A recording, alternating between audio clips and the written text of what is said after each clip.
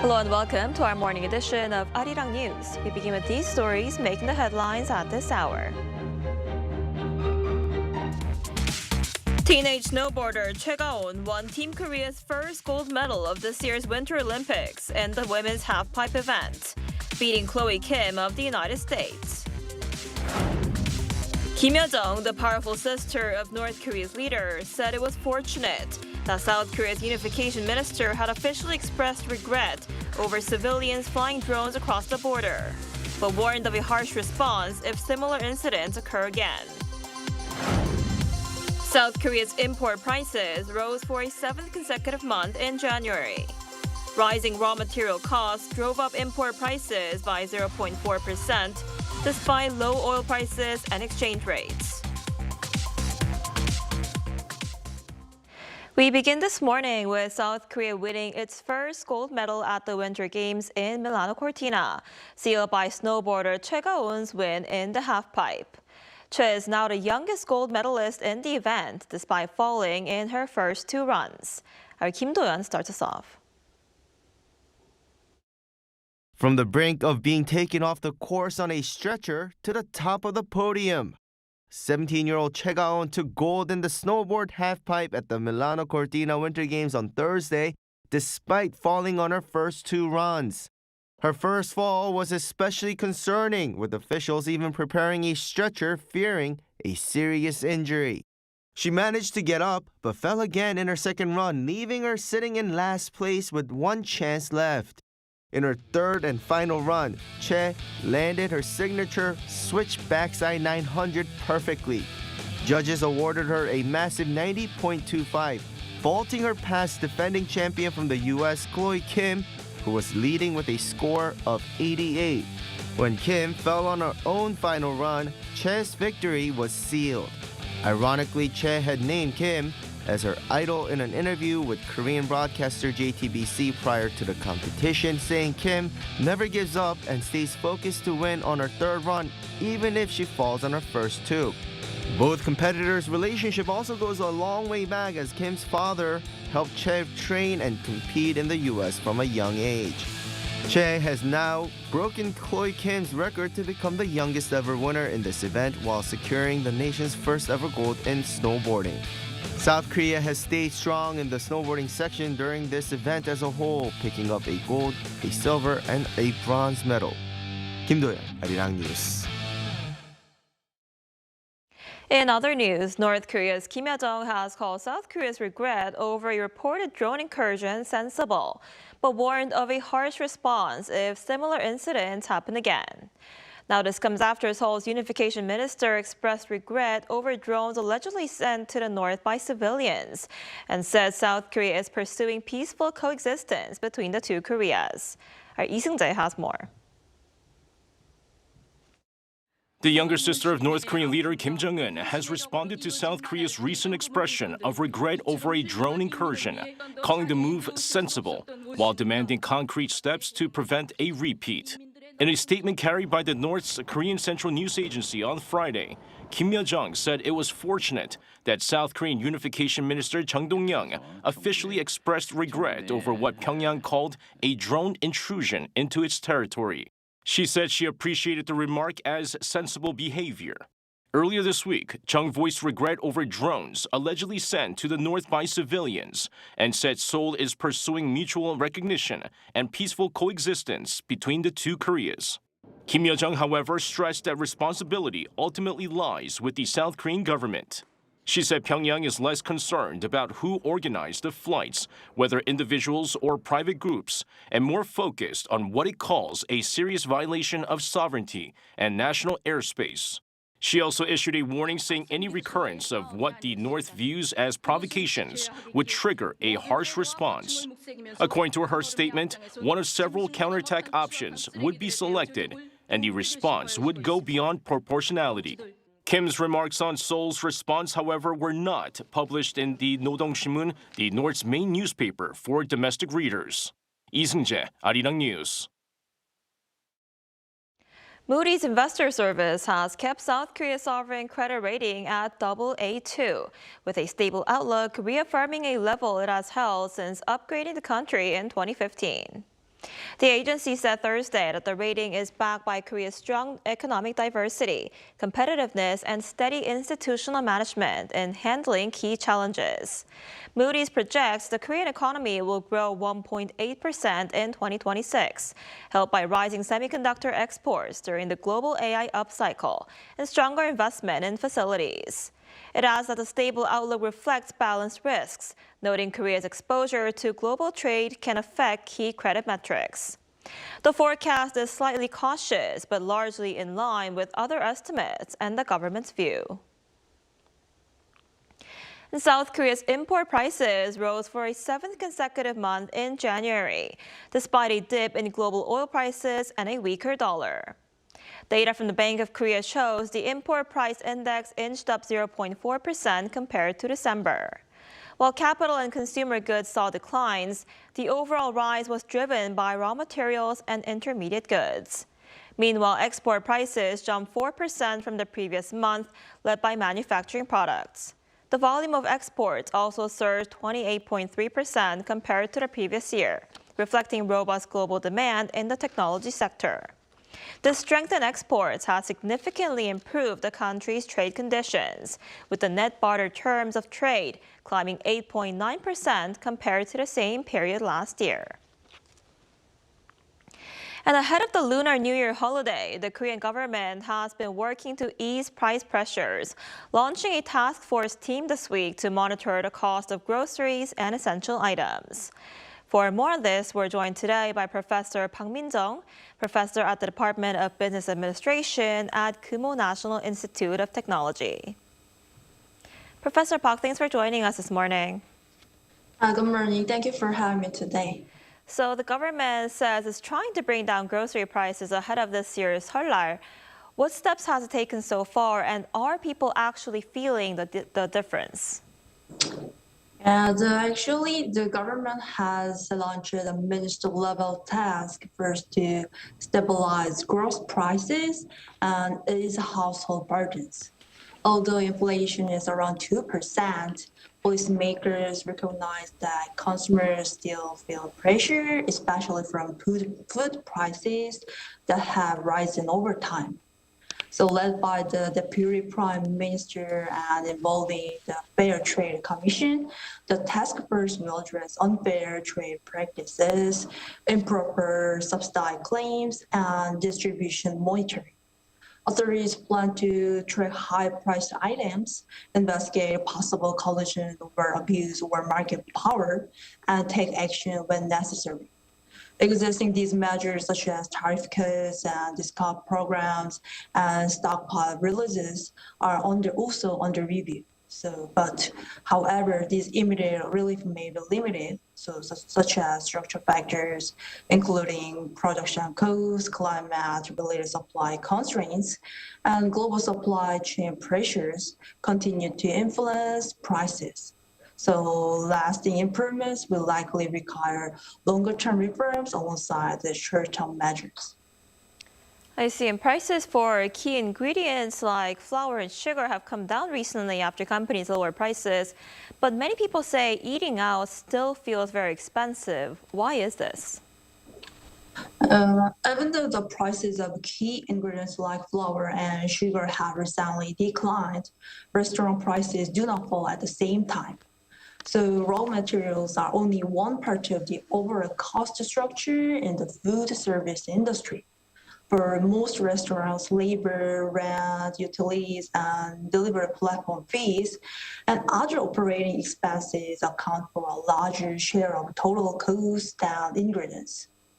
In recent years, wages have gradually risen, energy prices also have fluctuated, and commercial rents have stayed high. These costs are relatively sticky, meaning they do not decline quickly, even if some input prices fall. There's also what economists call downward price rigidity.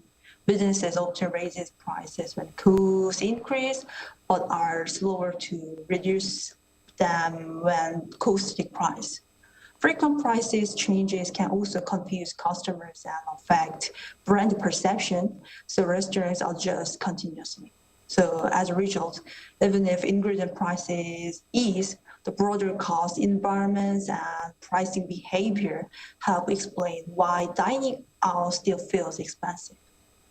I see. And there's also a heated debate here in Korea over imposing an additional tax on sugar. And some say it can protect public health, particularly among lower income households, while other analysts say it could fuel inflation. Where do you stand on this issue, and what impact could it have on the country's economy? Sugar tax is primarily a now public health policy with economic effects. In theory, it can reduce excessive sugar consumption, lower obesity rates, and decrease long-term healthcare costs. Evidence from countries such as the UK and Mexico suggests it can increase product reformulation and modest changes in consumer behavior. In the short term, prices of sugary products would likely rise because lower income households spend a larger share of income on food. The tax may be regressive unless revenue is used to support health programs or subsidize healthier options.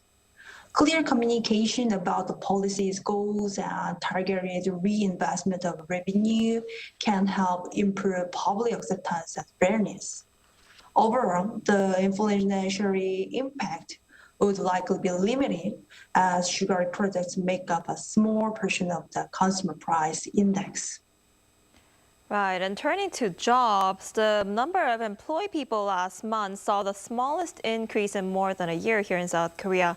What's behind the slowdown, and what needs to be done to address growing concerns over youth employment? Yeah, the slowdown in job growth, with employment rising by just about 180,000 last month, the smallest increase in 30 months, reflects both structure and cyclical factors. First, the base effects play an important role. Strong hiring in public services last year makes the recent gain appear smaller by comparison. Meanwhile, the private sector remains cautious amid slower growth, high interest rates, and global uncertainty, prioritizing cost control over expansion. Youth employment now faces additional structural challenges. Many young people prefer jobs in large firms or public institutions, while most new positions are in services, care work, and smaller companies. Skills of this mismatch phenomenon between graduates and labor market demand further limits opportunities. So addressing these issues requires more than short-term public job programs, stronger university and industry partnerships, expanded vocational and digital training, and incentives for firms to hire young workers are essential for sustainable employment growth. I see. All right, Professor Park, thank you so much for your time and insight this morning. We appreciate it. Thank you.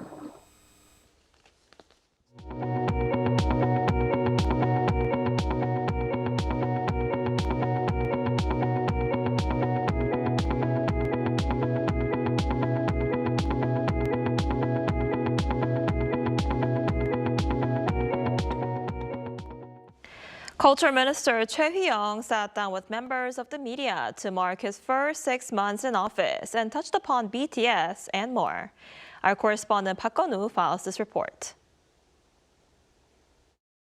From crisis to hope, South Korea's culture minister says he's witnessed renewed optimism in the cultural sector over the past 6 months. He noted that the industry's core strength and passion remains strong, adding that K-culture continues to expand its global reach. One of the ministry's key priorities is BTS's upcoming comeback show to be held in March at Gwanghwamun Square, one of Seoul's most symbolic landmarks, known for major rallies and public gatherings. It's grateful and meaningful that globally renowned artist BTS have chosen Gwanghwamun as their new starting point.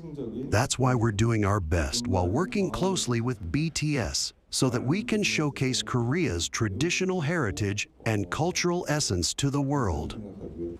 The minister added that support measures are also being prepared for international visitors attending the concert, stressing that collaborative concerts with Korean artists will extend beyond BTS.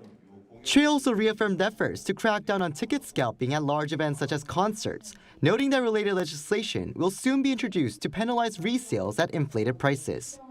The authorities are additionally discussing measures to address accommodation price gouging in concert hosting areas, with solutions expected to be unveiled soon. Through the Presidential Cultural Exchange Committee launched 4 months ago, the minister said officials are also exploring ways to accelerate the global spread of K-culture. We're planning to host a massive global concert in Korea by the end of next year, bringing together artists from all major entertainment agencies. We might be able to potentially integrate dedicated K-culture spaces at venues for those concerts, just like Korea House at the Olympics, offering immersive cultural experiences. Choi further stressed the need for more large-capacity concert halls in Korea, with efforts underway to build venues capable of accommodating up to 50,000 people. The minister noted that additional financial support for the cultural sector will be provided, adding that there's a broad consensus within the government, including the president, on the significance of strengthening the industry. Park Gon-woo, Arirang News.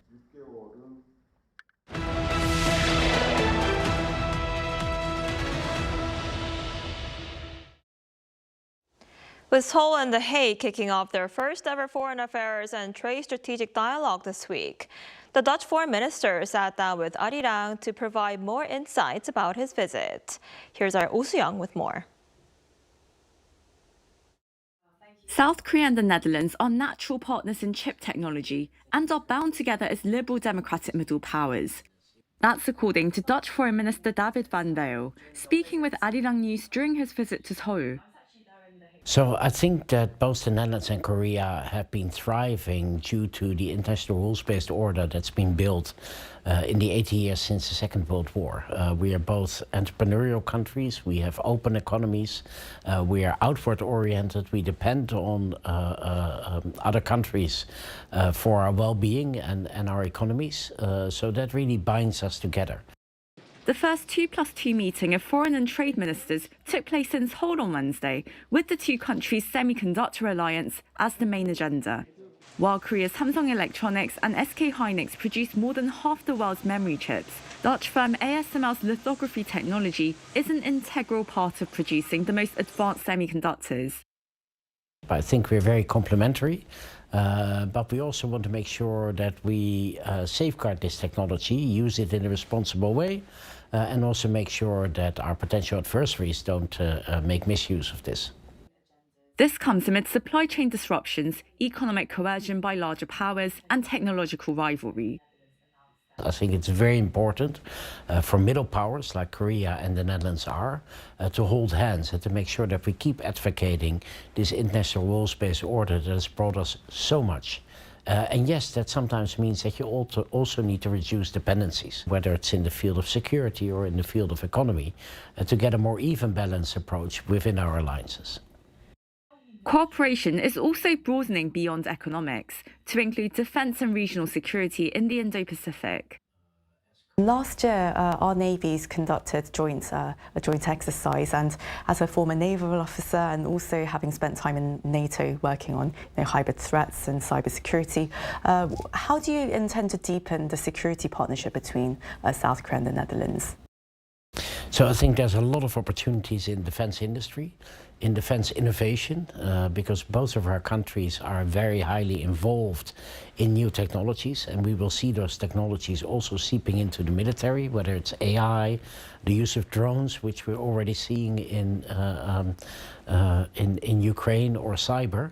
This will be a large part, and also we believe it important to be present in this region, if only for the freedom of navigation that we hold so high. So we will send a frigate again this year in 2026 to the region to participate in exercises with various countries here. Also during his visit, Van Bijl met with Unification Minister Chung Dong-young in light of Seoul's new policy of peaceful coexistence with North Korea. The Dutch Foreign Minister noted with caution Pyongyang's ongoing cooperation with Russia. It has been supplying soldiers, it has been supplying equipment, and that cooperation only seems to deepen. At the moment, that makes it very, very hard to see anything positive happening vis-à-vis the North Korean regime. And I think that at the moment we would advocate for sanctions and pressure to stop this alignment and to make sure that North Korea doesn't gain any sensitive technologies from Russia in return for their help on this senseless war of aggression in Ukraine. As Seoul and The Hague advanced their strategic partnership, the minister emphasized underlying common values. I believe that we have a great basis to build on. I probably insulted your nation by saying you are like the Dutch people in Asia, but I mean that in a very positive way, that you are forthcoming, you are entrepreneurial, you are outgoing, and when you make a deal, it is a deal. And that for us are golden values that we find reflected in Korean society as well. Minister David Van Bell, thank you so much for your time today. Thank you.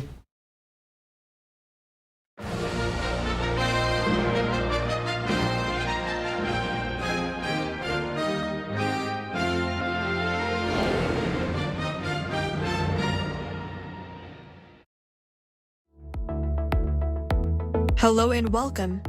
I am your AI sports correspondent, Arirang. This section features AI-generated content and scripts, bringing you the latest news from the Olympic Winter Games Milano Cortina 2026. Here are our top stories. South Korean skater Im Jong-un has won the bronze medal in the men's 1,000-meter short track. The 18-year-old clocked a time of 1 minute and 24.611 seconds after making a late push from 5th place to the lead group during the final lap. Following a photo finish, officials awarded the gold medal to Jens van Abhout of the Netherlands and silver to China's Sun Rong.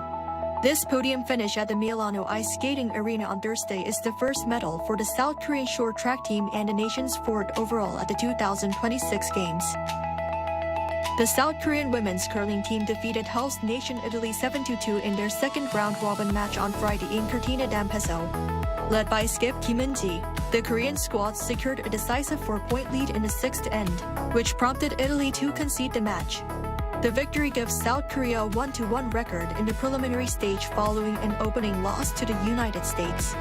The team will face Great Britain on Friday. South Korean skeleton athlete Jung Seung-gi finished in a tie for 8th place after the first two runs on Thursday at the Cortina Sliding Center.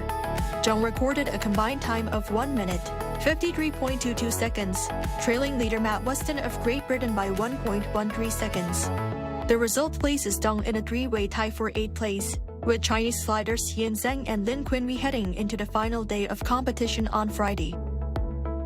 Freestyle skier Jung Dae-yoon finished 19th in the men's moguls on Thursday. Jung reached the first final at Livigno Aerials Moguls Park after placing 4th in the second qualification round, but a balance error during his final descent resulted in a score of 34.28. The mistake prevented the 2025 FIS World Championships bronze medalist from making the top 8 and advancing to the final round to compete for a medal. Before we head out, let's look ahead. Appearing now on your screen are the current medal standings and the upcoming schedule for the Olympic Winter Games Milano Cortina 2026.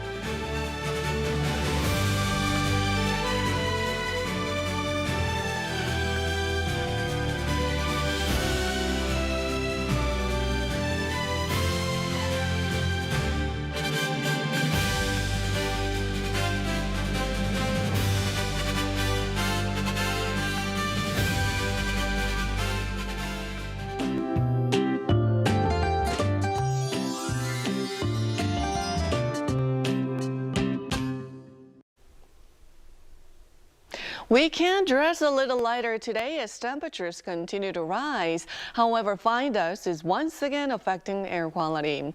Dust concentrations will remain high across much of Korea today as overseas pollutants continue to flow in.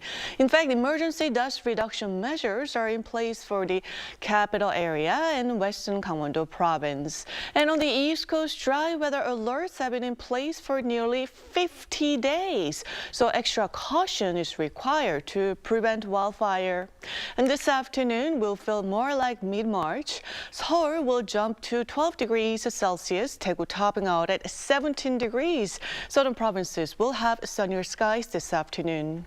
For the Lunar New Year holiday, there will be no severe cold. Conditions will remain generally mild and mostly clear with no major weather disruptions.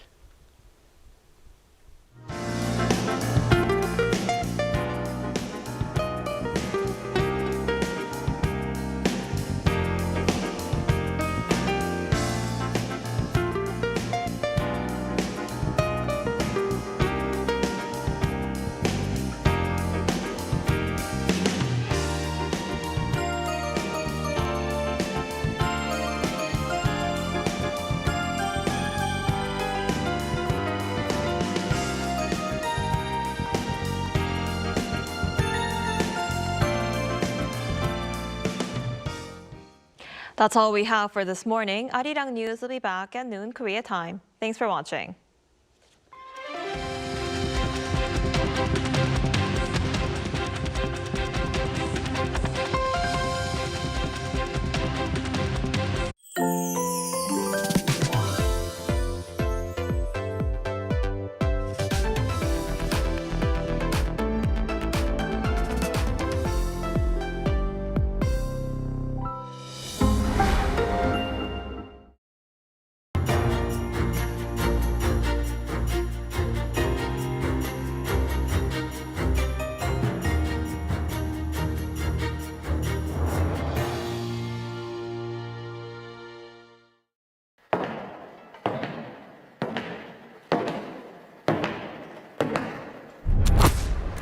저는 만 5살에 바이올린을 시작했는데요. 바이올린 소리를 워낙 좋아했어서 그 특유의 따뜻함과 약간 사람의 목소리 같은 목소리를 갖고 있거든요, 바이올린이.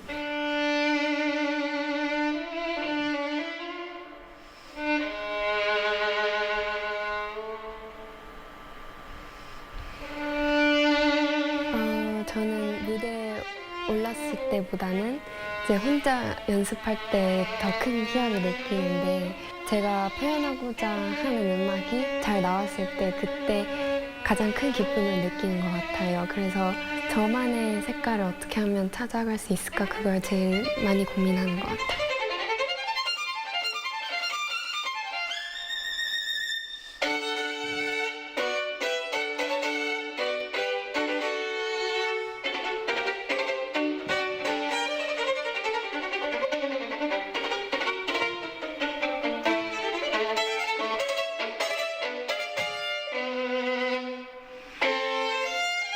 아무래도 연습을 할 때는 이제 생각과 고민을 많이 하는 반면에 무대에서 연주할 때는 정말 머릿속을 비우고 아무 생각도 안 하려고 하는 것 같아요. 무대에서는 자유롭게 콩쿨 무대도 저만의 독주라고 생각하는 자세를 가지려고 하고 있어요.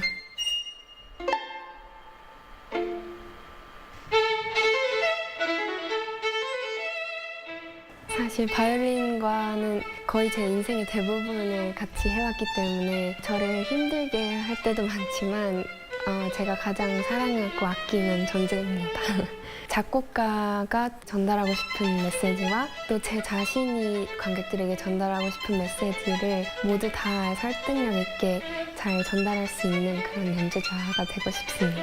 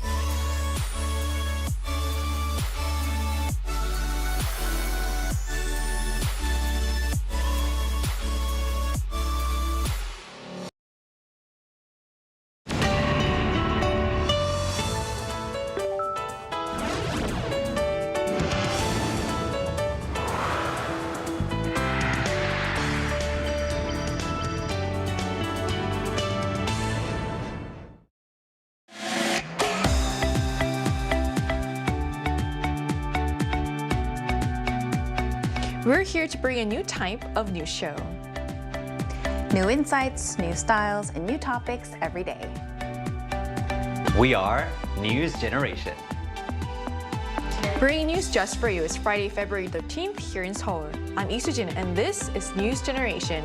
Joining us today is Grace. Great to be here. Great to have you. Also, Fabio's with us. Great to be here again. Great to have you. And both are here to speak on behalf of people in their 20s and 30s. So we've reached to the end of the work week, and with the weekend just around the corner, there's a little extra excitement in the air. And that's right, tomorrow is Valentine's Day. It's a day filled with love, romance, and of course, sweet surprises. So Grace, tell us, what are your plans for this special day? How do you and your husband like to celebrate Valentine's Day together? Honestly, we don't have any special plans for Valentine's Day this year, but I might gift my husband some chocolate or sweets tomorrow. Actually, Korea has its own Valentine's Day custom where the woman usually gives the man a gift. And then there's a day called White Day a month later in March where the man gives the woman a gift. So I guess you can say that there are two occasions back to back where a couple can celebrate their love for one another. Do you and your husband typically celebrate both days then? We actually don't. We just celebrate Valentine's Day. Hopefully he'll get that chocolate. I just want to get it over I think it's so funny you're still debating whether to give him that chocolate tomorrow.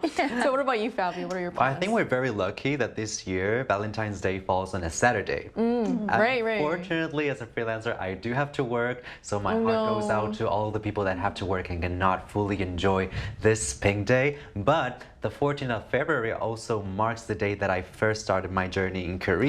So it's going to be my third anniversary since I started living here, so I have something else to celebrate, although I have to work. So it really is a meaningful day for you. This Valentine's Day and also your anniversary of first moving to Korea. So even if you're working, there's definitely something worth celebrating. So we're going to talk more about this, but first, let's take a look at the screen.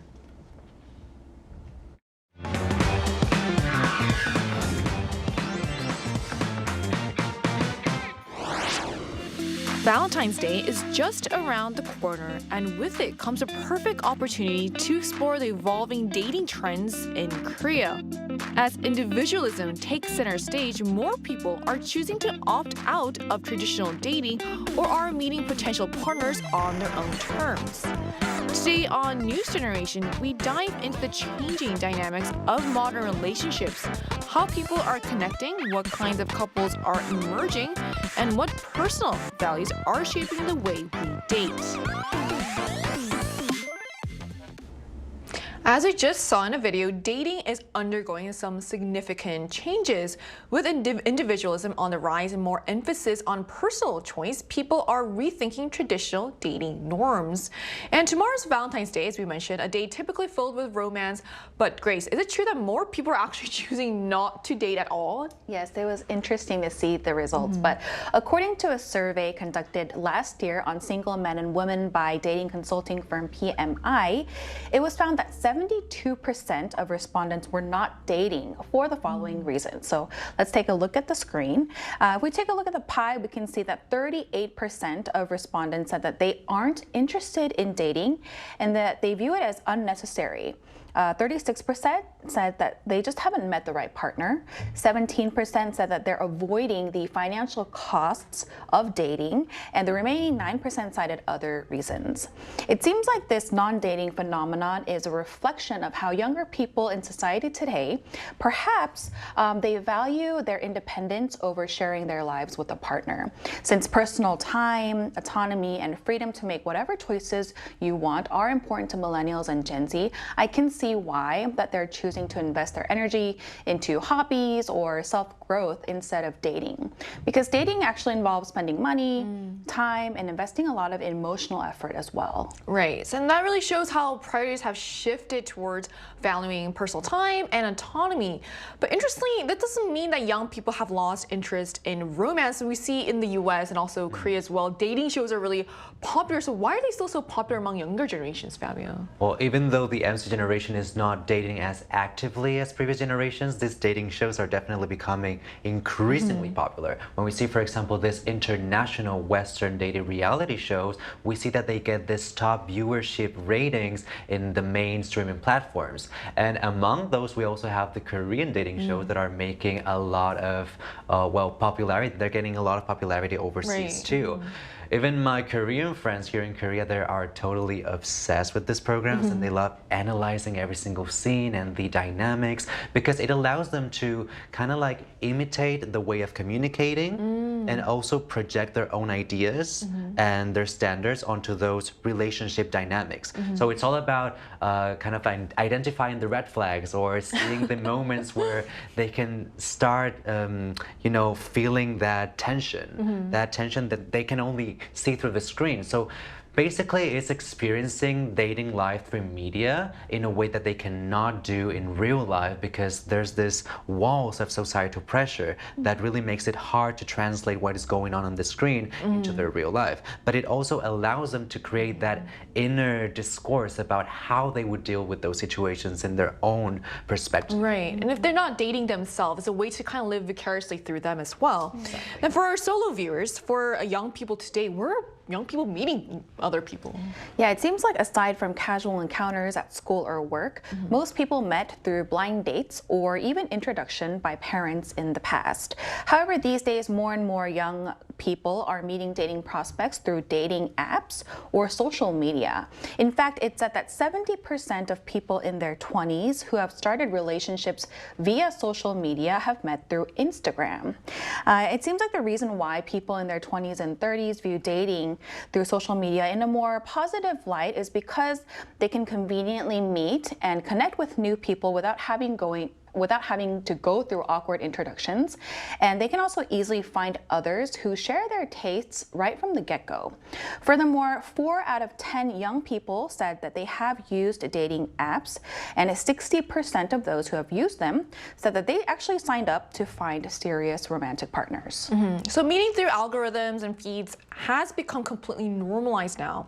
And while views on dating and marriage are changing, there's another trend that stands out, or the rise of matchmaking companies. So if marriage isn't really considered essential anymore, why are matchmaking companies becoming more popular? Well, as you said, the idea that marriage is essential is not really that prevalent in the mind of the MC generation anymore. And let's talk, for example, about my home country, Spain. Most of my friends, actually all of my friends that are my age that still live in Spain, they have not married and are not considering marriage in the near future. So it really makes me wonder because in Korea, I actually do feel like marriage is a little bit more common than it is in my home country. But it definitely keeps decreasing, right? However, ironically, these rates of revenue for these marriage agencies keep increasing according to a report by the Yonhap News Agency. Kim Nam-do, a professor of consumer studies at Seoul National University, actually talks about this and says that a lot of people do want to find their partner. However, that has become a little bit more unrealistic and difficult in these times. So these marriage agencies become a very effective way of finding that perfect match that, you know, pretty much allows people to find that perfect someone that is similar in terms of values and opinions, and finding someone that is on the same page is not that easy. So having a whole organism that does it for you becomes a great solution for most people. So I guess that actually makes more sense because now that marriage isn't considered essential, people only want to marry if it's like the perfect partner. Exactly. Right? So it sounds like efficiency also now matters as much as romance itself, and that mindset is also reshaping dating styles and dynamics between couples. So are there dating trends today that feel clearly different from the past, Grace? Yes, a recent analysis of dating trends in Korea by a dating app reveals the most striking change, the rise of couples where the woman is older than the man. It seems like the matchmaking rate of these couples take up 25% of all relationships now, and the shift reflects a societal change where perhaps more women are working now and they've gained financial independence than compared to the past. Another trend that we're seeing these days is the growing number of relationships between Korean men and Japanese women, so that's interesting as well. I wonder if that's anything to do with, in a lot of couples, the woman's often the breadwinner these days. Also, like female celebrities, you also see the woman's like Korean celebrities older than and the age gap is pretty significant. It's also not small. Yeah, I've seen like 10 plus years where Oh, the woman is a lot wow. older. Right. Yeah. So this all reflects how gender roles and global connections are evolving. And with so many people now turning to dating apps, these platforms aren't just connecting users, they're also shaping how people date. So what new dating trends are app companies predicting for the near future, Fabio? Well, among these new terms, we have hot take dating. Ooh, so this okay. is basically setting up your preferences, your political views, and your standards on the first date. That way you can ensure that communication is going to be very active between both parts, and you can also sense that, you know, that relationship might actually take place in the near future. Why? Because both of them are on the same page. They have the same levels of empathy and the same values. According to the same survey that Grace just mentioned, at least 41% of participants said that they would not date someone that has opposing political views. Some of the biggest deal breakers are racial discrimination, family values, social etiquette, and also LGBTQ+ rights. And this comes from this sensation that people really want to connect on a deeper level. At the end of the day, it's not only about feelings, it's also about social responsibility. So finding that someone that stands on the same ground as you are and is on the same page is definitely something that a lot of people are prioritizing. Right. It might seem intense in the beginning to start with such tough topics, but it makes sense for the generation that values efficiency. So that brings us to a more personal question. So we talked about some recent dating trends or cultures that are happening these days. So are there anything you can relate to, Grace, or find it a little harder to understand? Honestly, I think if I was on the dating scene these days, I wouldn't feel all that comfortable meeting someone on social media like a lot of people do. I would personally feel safer meeting a partner through friends or an acquaintance, although that's not always a guarantee either. I guess I'm just not bold enough to go on these newer platforms and, you know, put myself out there. And the prevalence of blind dates or sogeting in Korea was a new discovery for me actually when I first came here, but now I understand why a lot of people prefer them, since it's actually really hard just to meet someone on the street or like at a bar. And for some, it does feel safer to have a mutual friend or connection. Right. So what about you, Fabio? I definitely agree. I think obviously social media and this dating platforms are becoming very, very popular, but it is true that a lot of people do value that very natural encounter. Meeting someone offline on that kind of like romantic situation that we're all used to seeing in media, for example, but the reality is very different. And I think like we are becoming very, very uncomfortable with interaction with strangers on the streets, so it makes it even more unrealistic. On the other hand, I also heard about sogeting, which is like this culture in Korea that we have of knowing someone through an acquaintance. And when I first came, actually, it was a little bit shocking. And some Korean friends even told me if I had some friends that I could introduce to them. And I was like, isn't that a little bit awkward? Oh, I guess you don't do that in Spain. No, not at all. So actually, from my point of view, that online dating system is obviously a little bit nerve-wracking because you're meeting someone that you have absolutely no connection with. But on the other hand, I actually find this sogeting system to be also nerve-wracking at the same time, because you're meeting someone that already has, you know, a connection with your circle. So the stakes are higher, you know. The chance of failure is going to definitely feel more awkward than it is with, and more personal than it is with someone that is basically a random stranger from the internet. Right, I agree. So whether it's choosing to stay single, dating through an app, or redefining what partnership means, one thing is clear. Romance hasn't disappeared, it's just being rewritten. And those choices say a lot about how this generation lives and loves. And to get a more global perspective on this, we're going to talk to a young person from the US who's familiar with both the dating scene here in Korea and the US. That conversation will take place right after the break, so don't go anywhere.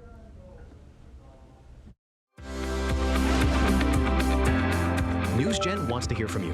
Go to YouTube and search out channel Arirang News. Click Posts and cast your vote in the poll. Make a new type of news with us.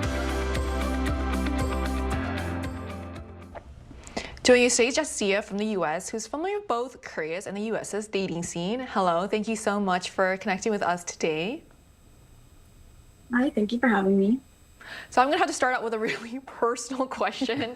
Jessia, are you currently in a relationship? If so, how long have you been together? How did you meet? If not, is there a personal reason that you chose not to date? Currently, I am not in a relationship. And the reason is just I'm in my last year of university and I want to focus on my career. Fair enough, fair enough. Okay, Jessia, how would you describe the dating scene among young people these days?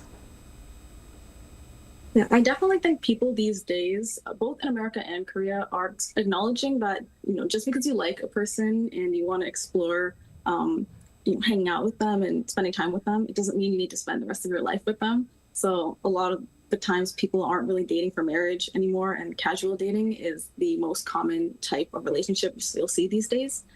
In America, terms like situationships and flirtationships have gained a lot of popularity because of how common these types of relationships are. But a lot of people struggle in the dating scene now, since communication often isn't clear about what level of commitment people are searching for. And so sometimes people get hurt because not everyone is looking for that casual type of relationship, and things kind of can end up difficult. But, yeah. And what do you think that are the main differences between the dating scene in Korea and in the US? I definitely think the biggest difference that I've seen is the level of standardization of what a relationship is meant to look like. I think in America, people talk very openly about the different types of relationships there are, the experiences they have, the type of people that they meet, and just people pursue things on a very individual level. So we talk very openly about different sexual orientations and, the reasons that we might enter a relationship. And hearing all this so openly talked about from friends, or even we have talks about this at school and stuff, it helps us to kind of pursue relationships in a very individualized way. So people don't really feel pressure to pursue a certain type of relationship.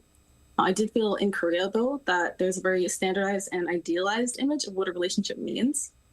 So people kind of explore love in a much more outward and kind of cutesy way.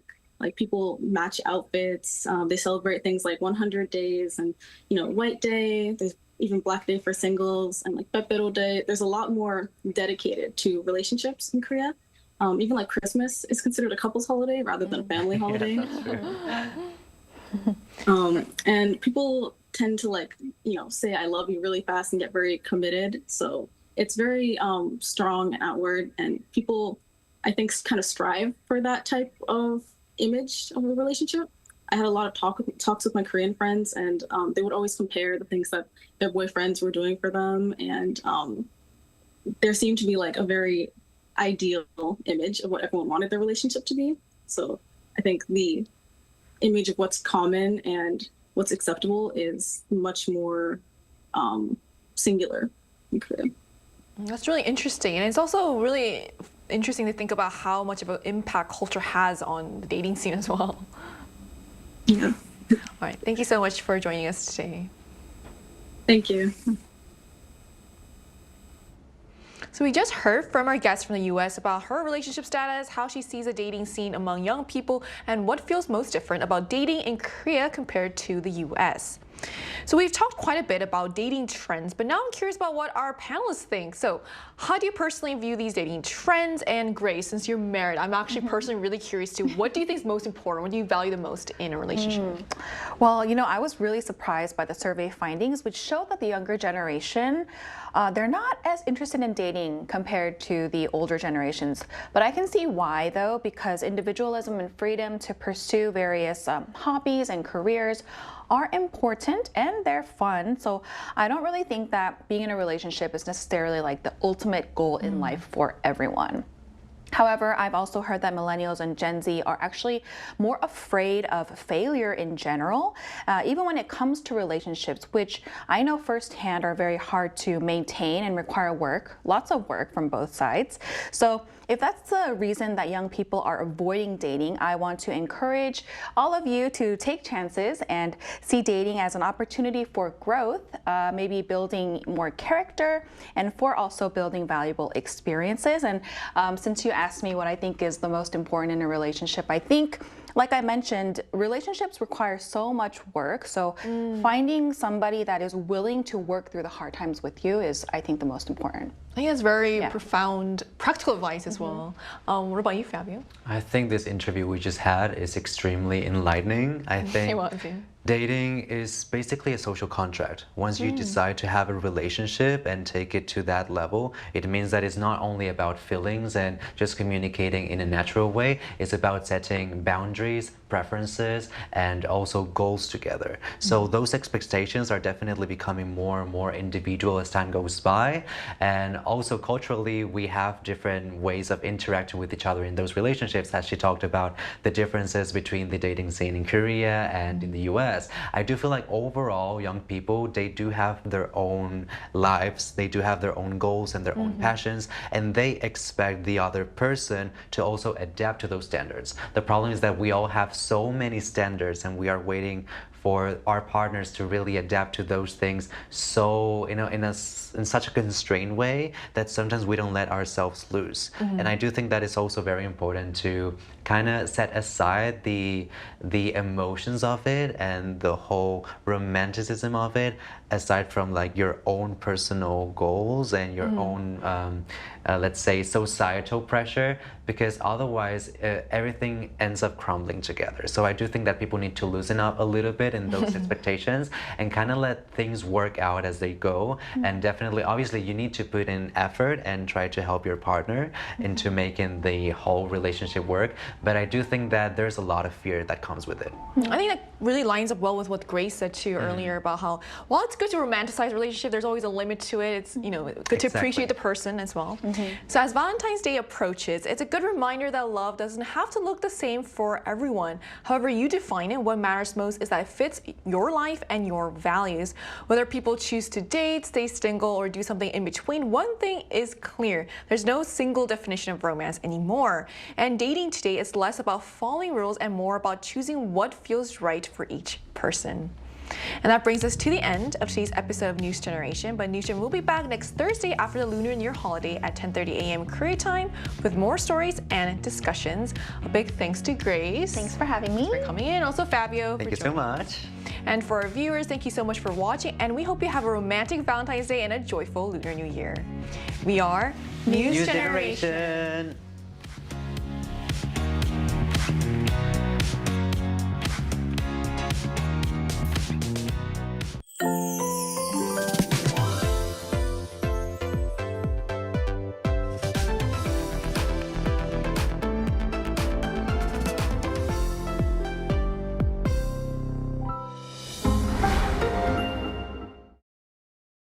그런 말 있잖아요. 눈물 날 정도로 행복하다는 그런 말. 그날의 온도와 나를 보던 사람들의 표정, 그리고 또 이 음식을 처음 먹었던 날. 저에겐 동시에 같은 설렘이었어요.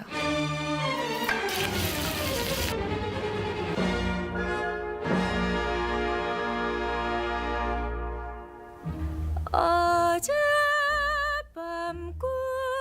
꿈속